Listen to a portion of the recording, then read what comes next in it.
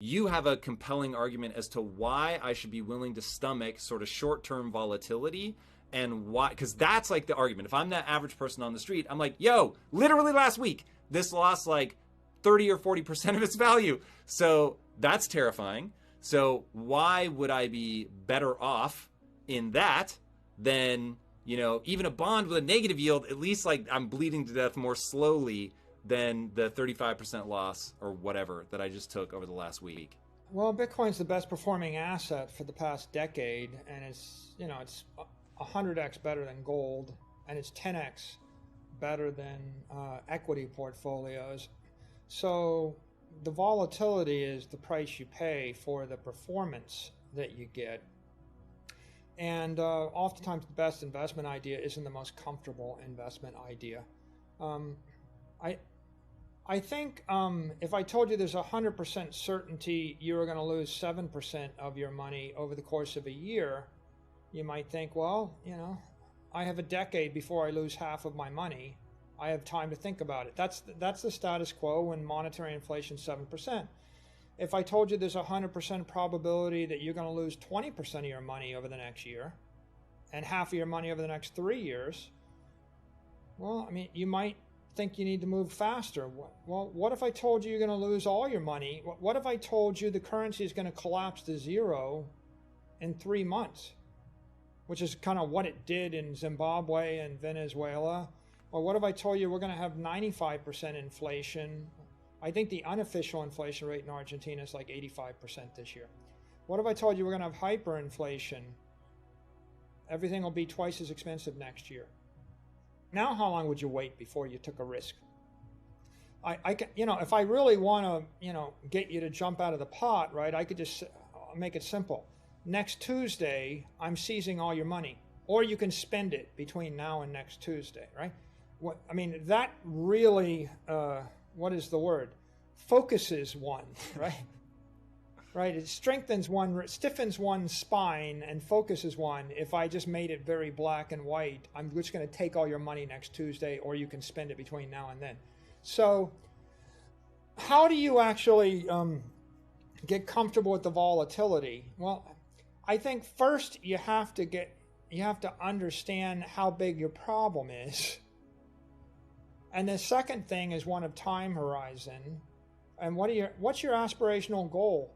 For example, if you don't aspire to change your lifestyle one iota, and you're going to watch Netflix, let's take extreme. You're going to live in your parents' basement, watch Netflix, order Domino's pizza, and stream YouTube video for the rest of your life. Do you have an inflation problem coming? Probably not. If you want to buy your own house, you have a bigger inflation problem because houses went up 15%. If you want to get married, buy a house, have 3 kids, and if you want to take expensive vacations and have a house on the lake, you have a big inflation problem. Guess what? Luxury homes on the lake went up in price a lot. Same with education. If I plan to send those kids to school, I'm really in trouble.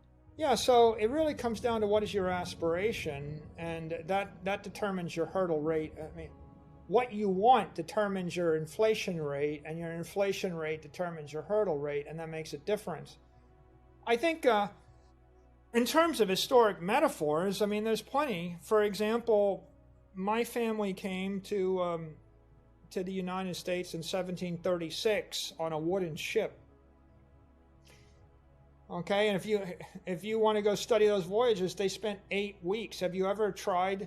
There's not a single person that's probably got in a wooden ship with 3 sails for 8 weeks to cross the North Atlantic in order to come to America.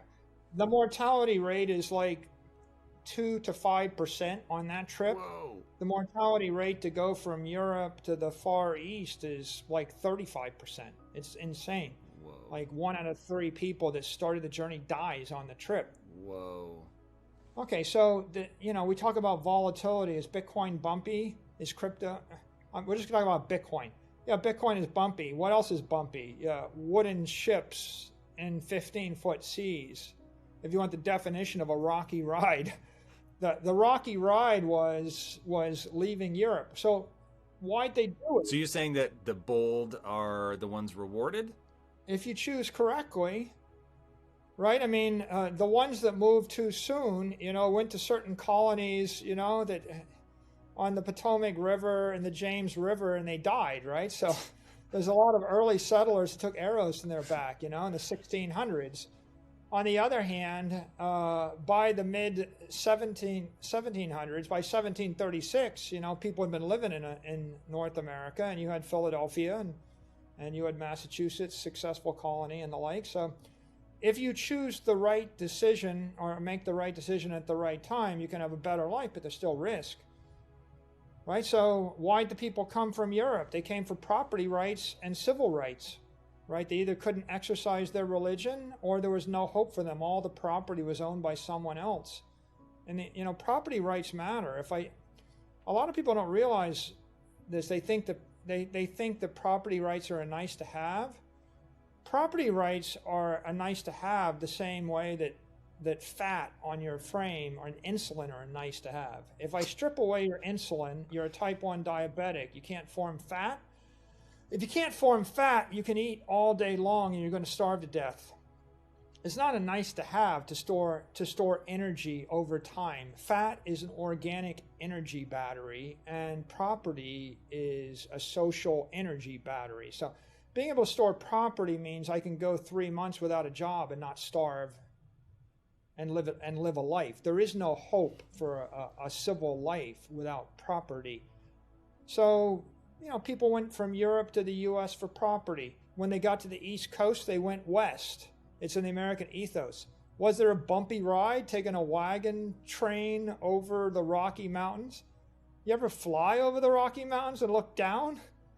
Before they had the railroad and before they had the highways, and then you ask, how did people actually cover the turf? It's like, yes, it was a bumpy ride.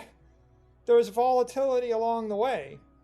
I think the risk and the discomfort today of owning Bitcoin is a heck of a lot less than the risk and the discomfort of getting in a ship or getting on a horse or, getting on a wagon or walking, right? Or settling and doing what you need to in order to secure your civil rights and your property rights and your freedom. But there is an analogy. The only way you make the volatility go away is you make the opportunity go away. The reason you went west was because people weren't living there and you wanted thousands of acres to yourself to live a better life, right? And when you got there, you found that there was no one that had come before you to clear the thing, and build a house for you and give you running water and hand the keys to you and do your bidding.